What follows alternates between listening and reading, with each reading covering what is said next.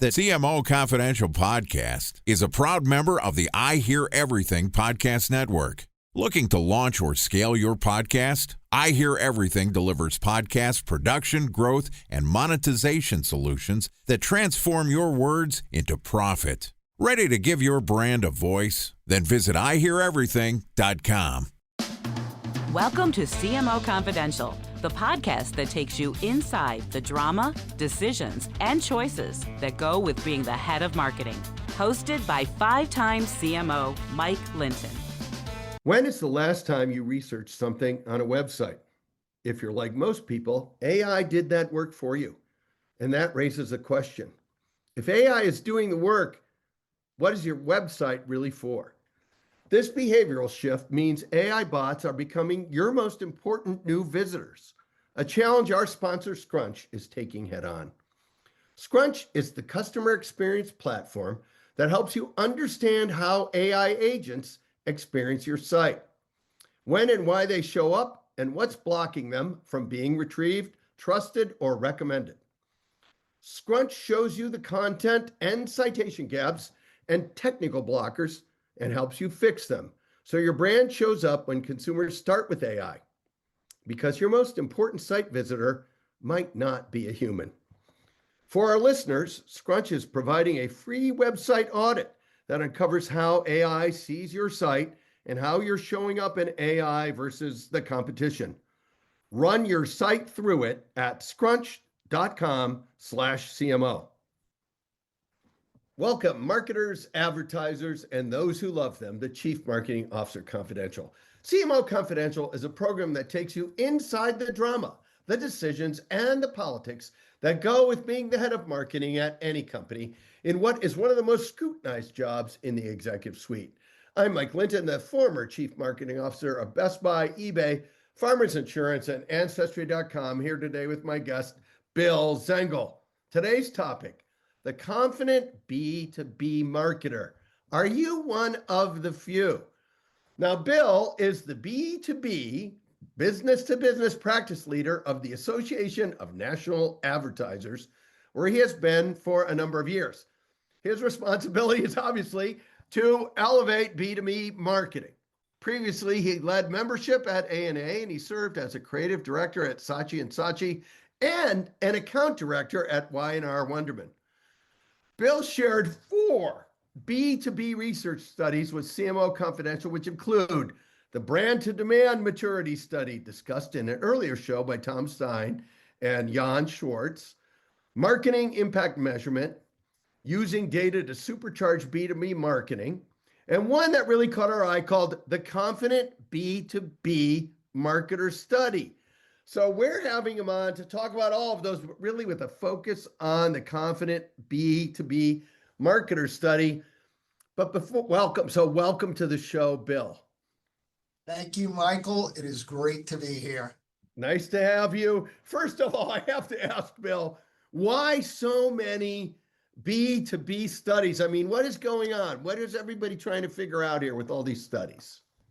Well, it's a great multi-part question. I'll start with why so many studies, then tell you what people are trying to solve for. So what I've learned is, marketing is actually a fairly heterogeneous practice.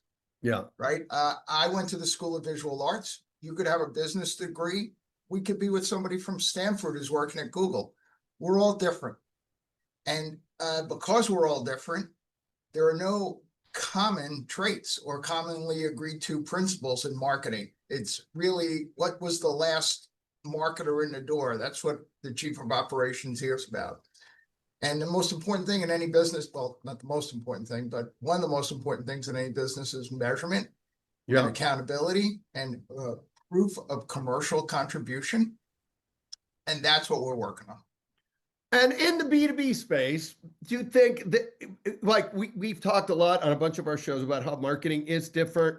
And one of the reasons we do the show is it's the least consistent, most inconsistently structured, in my mind, one of the worst, if not the worst, managed functions in the C-suite. Is it worse in B2B than it is in B2C? I think in B2C, and like you, I worked on both sides, right? So I worked on Procter, I worked on J&J, I worked on Microsoft. So I have both experiences. I think in B2C, if you're working with a Procter, if you're working on Crest, if you're working on Tide, there's a heritage of brand building. Yeah. And I might go work with Coors, and somebody says to me, "Oh, I used to work at Procter." The conversations are a lot shorter. Yeah, and there's agreement on, everyone agrees on the measures too. Sales, everyone agrees. Yeah, I think when you get to B2B, if you're dealing with a mining company, the head of marketing could have been not in the mines 2 years ago, but responsible for drilling equipment, right? It could be anybody. But we know B2B is actually bigger than B2C in total. But when you look at the B2B marketing function in general, it doesn't have the same seat at the table that it has in a lot of the business to consumer functions. Am I right on that? And if I am, why?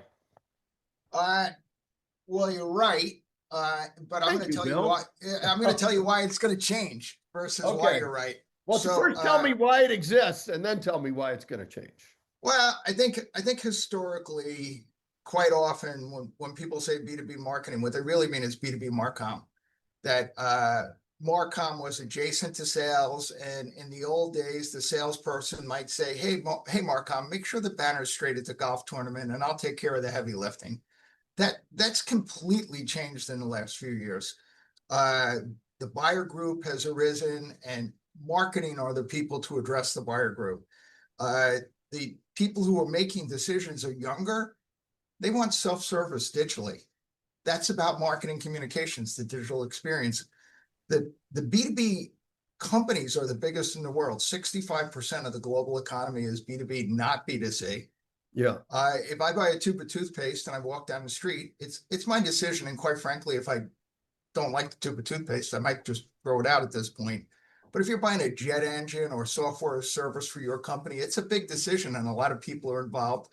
And quite frankly, if you make the wrong decision, bad things could happen, including you could lose your job. Yeah. We're especially here, on a jet engine, a lot of bad things can happen.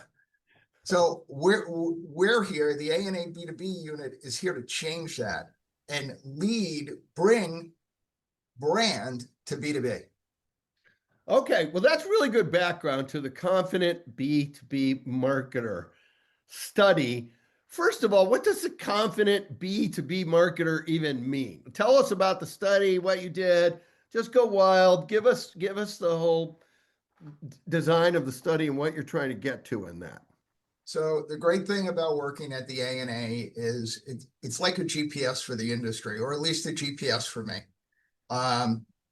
When you see multiple people you respect talking about the same thing, you know there's something there. It's like being on Waze and you see all the red dots, you know something's occurring at that location. So when I moved over from B2C to B2B, I asked a lot of people I respect, well, what's the most important thing?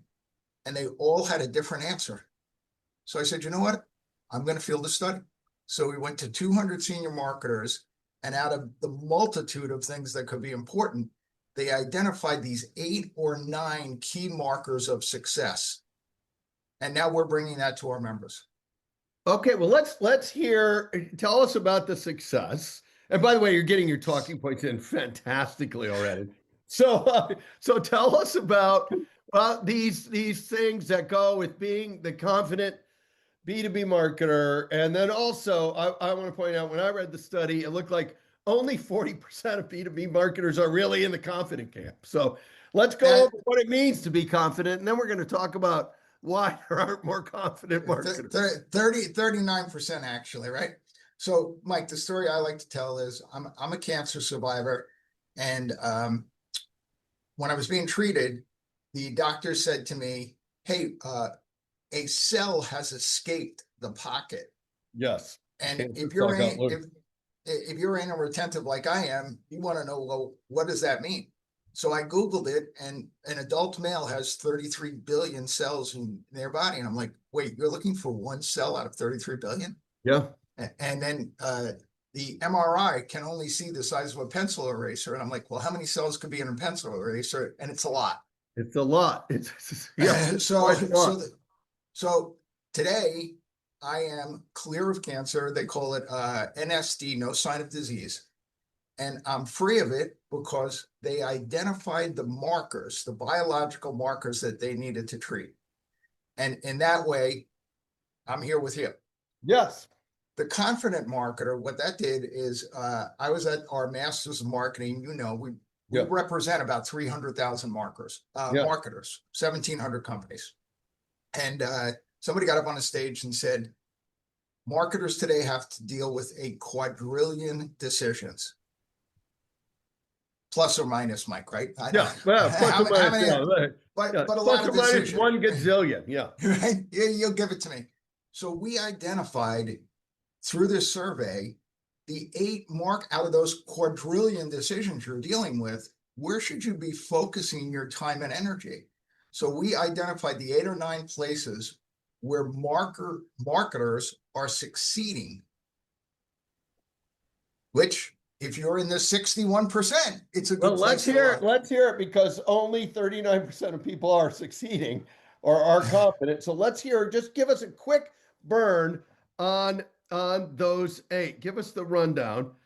So Yeah. the first one is self-apparent to me. It's measurement. Yeah. If you can't report on the outcome of how you spend your time, I would think your career's in trouble. Yeah. I used to go home at the end of the week, and the person on the other side of the kitchen door, if I couldn't come home with a paycheck, which was the measurement of my contribution that week, Yeah. I wouldn't be coming in the kitchen door too often after that. So measurement is number one, and it's the single biggest issue marketers face. Beyond that, some of the things I'm going to tell you are obvious, but we validated them. AI readiness. It's not coming. It's here. The tsunami's here. The water's at your ankles. And what's readiness? We could talk about ready. I want to talk about the other 6, but I want to double back on what does readiness mean. So AI, like measures, AI readiness. Give us the other 6. Okay. So, and there's 8 or 9, but I'm just going to touch on the 8. Okay. So AI readiness, account-based marketing, buyer group, channel marketing, brand and creativity, data foundation, marketing technology. Okay, I think some of those are self-explanatory, but highlight a couple of the things that are like, what does AI readiness mean, and what does brand mean? Like, so our listeners can write themselves into the story. And then I want to go back to the 39-61 split. So okay, so AI readiness, for anybody who pays attention, is obvious, but what does that really mean? Right? Yeah. That's really what we want to peel back. So I think there are 2 or 3 ways you could look at it. The first way, we had Adobe present not too long ago, and they talked about the way AI impacted how you put together your marketing or marketing materials. The way we look at it in this study, and we're doing a part 2, so a shout out to any of your listeners who are in marketing today. We're looking for volunteers if they want to help. But the part 2 of it is, you can't be AI ready if you don't have a strong data foundation. Yeah. If your data isn't organized, you can't automate the process, which is what AI is looking to do. So data foundation and AI readiness are closely linked, and the data foundation is often overlooked. Right. So, and we've had a couple of folks on talking about AI saying it's not the BI, the business intelligence stuff that you need here. You need this AI ready in a database that you can actually use it. Right. So because I feel like we're friends, I'm going to give your listeners a little secret. Okay. There are a lot of companies that are not Procter, that I'll call them mom and pop, but mom and pop could be pretty big. Yeah. And they're running off Microsoft Excel and spreadsheets. And the data is not talking from email to the CRM, from CRM to the sales stack. You did a webinar last week. Where's the data from that? So I worked with a company where we went to unpack a data set. I won't tell you the company I worked at. I had hundreds of thousands of records. I had hundreds of data points per record. And the very respected gentleman in the industry said, just give me the column headers. If you give me the column headers to the sheets, I can help you unpack everything. So that's a little, for the companies that don't have $1 billion to spend, just get the column headers and then get somebody in who knows what they're doing. Let's take a short break for a word from our sponsor, Scrunch. Over the weekend, I asked AI to do dozens of things for me. Please help me make this dishwasher start working. Settle a debate between me and my partner. Is it safe to sleep at 80 degrees? It's not. Please help me find a robotics kit for a 5-year-old operating at a middle school level. And even help me compare the Scrunch Agent Experience platform with Adobe's LLM Optimizer. In every one of these interactions, I never once visited a website. In this day and age, what's your website actually for? The truth is, almost everything on your website is now for AI consumption. The Scrunch Agent Experience platform helps manage, optimize, and deliver content directly for AI to retrieve.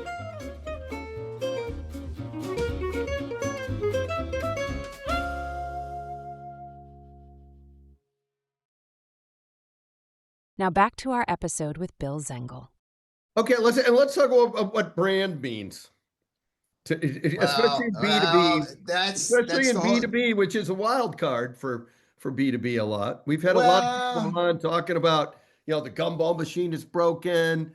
You know what? It's fascinating, Mike. I listened to one of your early shows, and I listened to quite a few. So I had a company, Black Rocket Productions. It was basically B2B2C. We taught kids how to make video games, but we worked through colleges. And somebody came on, I'll tie back to it in a second. Somebody came on your show and said, B2B will never spend money on branding. And that, I wouldn't argue with that gentleman because I think their wallet is a lot thicker than mine. Yep. But I disagree with that. The very first thing a B2B company does is borrow trust. And at the bottom of any B2B website is a long list of logos of people they work with. And that's implied and inferred trust. And that's what at the heart of branding. Do I know you? Do I trust you? And you may not have heard of my company name, but you see those logos across the bottom and you say, I did hear of that and I do trust them. So it's projected trust. Yeah, look, and it's essentially a testimonial because you usually have to get agreement to use the logo as well.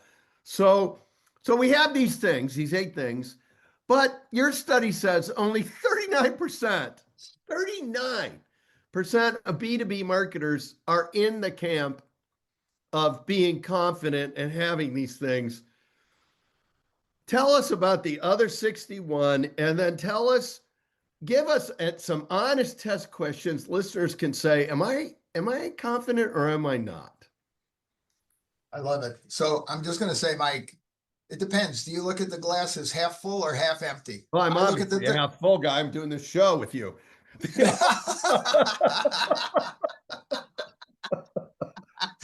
So 39%, I look at it and say that's a good number. And you might disagree. I think marketing does a really great job of shooting itself in the foot. Okay. So what's the first thing any marketer says about the money they spend? They talk about that they spend it. Yeah. They refer to marketing as a cost. Number one thing I hear people say is, oh, my budget's been cut. I say invert the conversation. Don't tell me about your attribution. Tell me about your contribution. How much money are you materially bringing to the bottom line of the company? And let's start there. So that would be my first statement about measurement. It's about contribution versus attribution. Every marketer I know says, oh, my media budget got cut. I lost 2 people. Who cares? Tell me how you're helping the company grow. So the marketers who are successful and are confident, and we don't look at confident as a personality attribute, we look at it as a compass point. Okay. So you can learn, and thank God for the other 61%, because that's why the ANA is here. We're here. Go down. We'll get a number. That's a variable to get to 20. Okay, so So wait, we've done a bunch of shows like why marketers should speak finance, why you should actually be able to talk to the company about outcomes versus other things. We had a bunch of CEOs and CFOs on. What percent of marketers can really talk about contribution versus attribution, as you put it, really in the B2B space? I mean, honestly. It's very small, and that's what we're looking to do is educate. So who's the biggest manufacturer in the United States of America? I know you know the answer. It's Apple. Apple right, makes more product that they happen to make it in China or someplace else, but the biggest manufacturer in the United States is Apple. Apple's pretty big in B2B, B2C, right? Yeah, huge. Warren Buffett says that a brand is a moat. Right after intellectual property, a brand is the second thing. Yeah. If you have proprietary IP, better. But if you don't have proprietary IP, or you do, a brand is the moat around your business. So if you look at brand finance, we were just on the phone, they have the top 500 brands in the world. Yeah.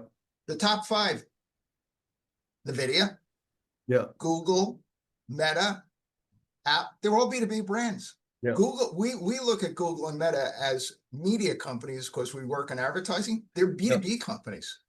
So what we're looking to do is reposition brand as a growth driver within B2B companies and look at the companies that are doing it well and the marketers that are doing it well, and to kind of spread that gospel in frameworks for the rest of the membership. But Bill, if I go back to, and not to pound on the B2B thing, even though this is a B2B show, if I go back to the show we did with Tom Stein and Jan Schwartz, they were talking about the brand and demand study, which said 75% of marketers aren't doing what they think they should be doing, and 80% think their creative needs improvement, and they think brand and demand are disconnected. Why aren't more people raising the roof on this, given the study and given the data? Mike, I love it. And just tell Jeff, here's the short. You can just cut it right here because you just nailed it. So I was at a members only conference where the brand to demand study was presented. And a company that you and I both know the brand name, very highly regarded, got up and put up a chart. And it said $319 customer acquisition cost. That was in the middle of the chart. At the top of the chart was $798. And we asked the company, well, you must be spending $319 on your customer acquisition cost. And they said, no, we're not. We're spending more. And they're spending more because companies, not marketing, companies are addicted to leads. And they're addicted to leads in the next 90 days versus taking a long view. So marketing can only reflect what the C-suite wants. And so that's one. So, Okay, they're performance marketing, short-term focus. Short-term focus, and think about the name performance marketing, which is the last 20 years of our industry. They outmarket. Jan Schwartz called performance marketing the biggest misnomer in. He said it was great bad marketing because all marketing should be performance marketing. Right, exactly. They outmarketed brand, right? Because everybody wants performance marketing, but it's all going away with zero-click and large language model and generative engine optimization. So what everybody's been addicted to for the last 20 years, you better get off it because John Miller did a whole show with us called "The Gumball Machine is Broken: Why MQLs Should Be Tossed." But exactly. you're telling me here, and this study, the brand and demand thing is proving it, and in some sense, the Confident B2B Marketer thing proves it too. People are still very slow to change in spite of all the research. Is that fair? They're slow to change because it's what management wants. And I want to give you, this is like the third or fourth secret I'm giving you because I want to be asked back, Mike. So let me give you the other secret, right? So people talk about creativity. The number one emotion is just as important in B2B as it is in B2C. But the emotion in B2C is often joy, right? If I brush my teeth are whiter, I feel more socially adroit, whatever it might be. Yeah, you look better on the podcast. Yeah. Exactly. Well, thanks, Crest. Or whatever toothpaste I use. We've got a lot of members. Proctor guy, Crest. I know, but I got to think of the full membership. I love Colgate just as much. There you go. And all the other brands. So in B2C, it's emotion driven and it's joy often. In B2B, it's emotion driven as well, but it's fear. So what influences a B2B person making a decision? The emotion is, will I lose my job if this goes wrong? And if you had Jan and Tom on, I would imagine that Jan would have mentioned that because it's a gem. Okay, so think about it. You're worried. Well, and also a lot of times you have a slow purchase cycle. So, well, let's just say, I mean, one of the theories is you have a slow purchase cycle because so many people are involved. But let's just stay with the emotion before we go someplace else. okay. So you're afraid. You're afraid. That's the emotion. You're afraid you would lose your job. Then people say, let's be creative. Creativity is about taking a chance. It's incongruous with the emotion of fear. So people tend to be fairly conservative while they're being creative. And those two words really are at odds with each other. Now, that said, there's some great B2B creative out there. There's some killer B2B creative in the space. But Bill, if I read between the lines of everything you said, the companies that actually go out and take these risks and make moves over a long enough time horizon, they are going to win. But the question is, if I'm a marketer, how much time horizon do I really have in this space? And how do I, if I'm looking for a job or someone is trying to hire me, how do I figure out which company is going to give me a chance to do this? Because if I do this, it's a giant proof point on my resume. How do I actually do this? Because you said, here's what I'm taking away. What's in the way of marketing progress is 1, fear, 2, short-term itis or results. 3, it's always easier to do what is the company wants you to do than what's right for the company. How do I pick the right company for me? So I want to take everything you just said and stand it on its head. The confident marketer is about hope. It's not, but if you're making that decision about where do you go, and I think you've had Richard Sanderson on your job. B2B CMOs live longer. Yeah, they do. So if you're trying to make a decision for your career on where to go, B2B is the place you can make your mark, because brand, there's unlocking $1.9 trillion in brand value hidden inside B2B companies. So it's a huge white space if you're a marketer. Second is, if you get in and solve it, you're going to last longer, you're going to live longer. And more, we're seeing work around training and workshops around strategic B2B. How can you price for success? Things that you would expect from a B2C marketer. So I look at it very much B2B. I'm here because B2B is a giant opportunity. If I'm looking at this, it used to be a lot of B2B marketing was driven by sales. Sales would control it, ask for stuff. A lot of our guests have said that whole funnel has collapsed. The MQLs are done. What would you tell B2B leadership to actually be doing and testing right now? And I don't mean just the marketers. I mean the B2B boards, the B2B CEOs. What should they be doing and testing to make sure they don't get passed by their competitors that are really using more marketing as a strategic weapon versus an aid to sales? So what I'd be saying is look at the leaders in the space, because they're leveraging marketing as a strategy, not as a tactic.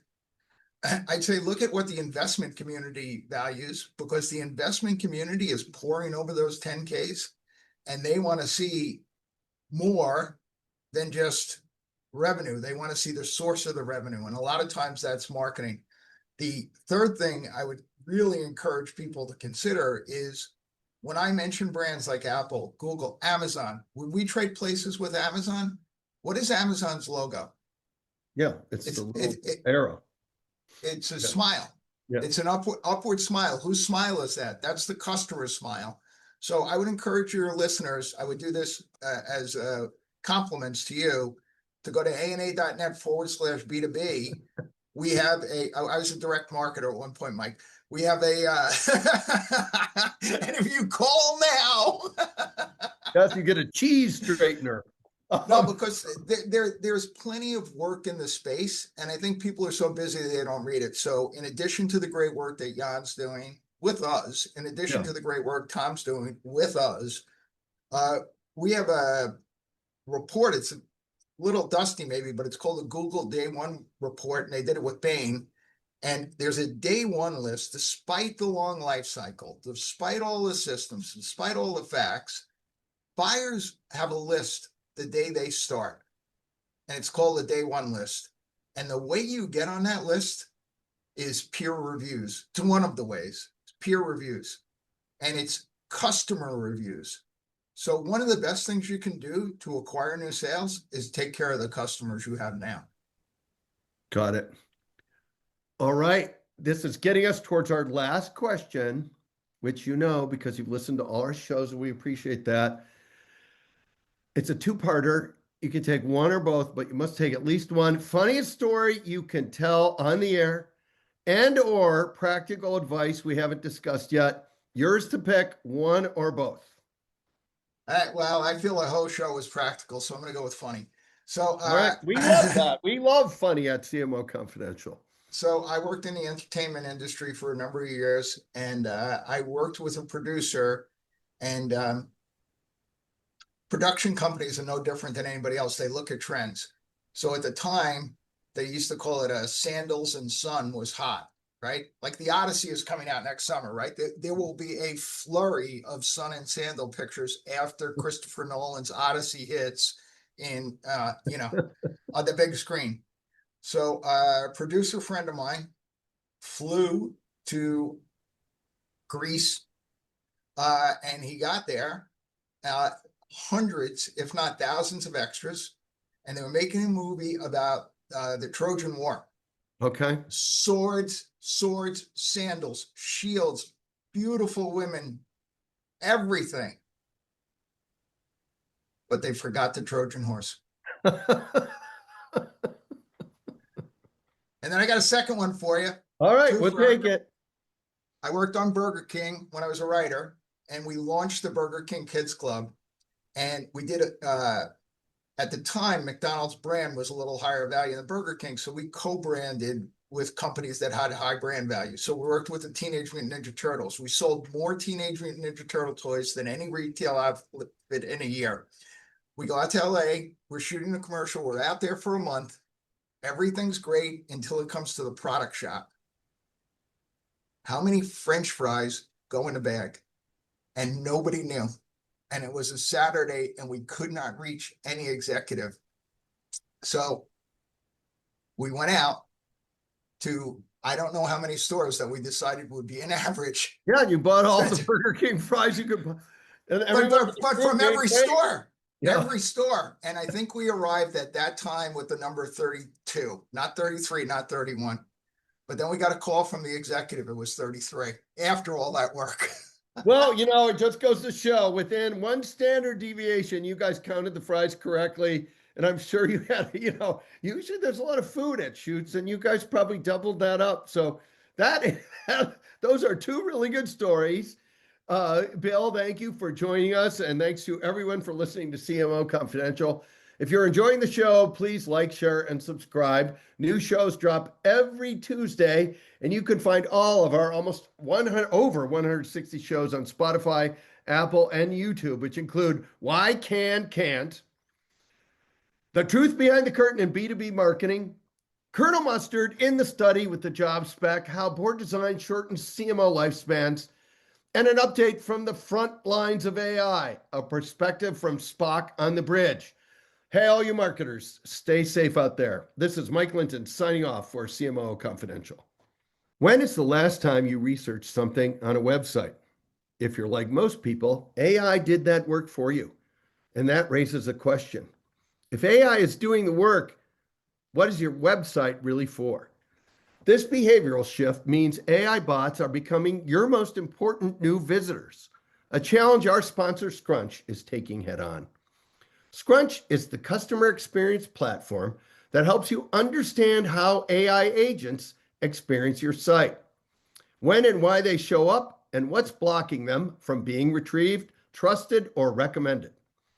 Scrunch shows you the content and citation gaps and technical blockers and helps you fix them so your brand shows up when consumers start with AI, because your most important site visitor might not be a human. For our listeners, Scrunch is providing a free website audit that uncovers how AI sees your site and how you're showing up in AI versus the competition. Run your site through it at scrunch.com/CMO.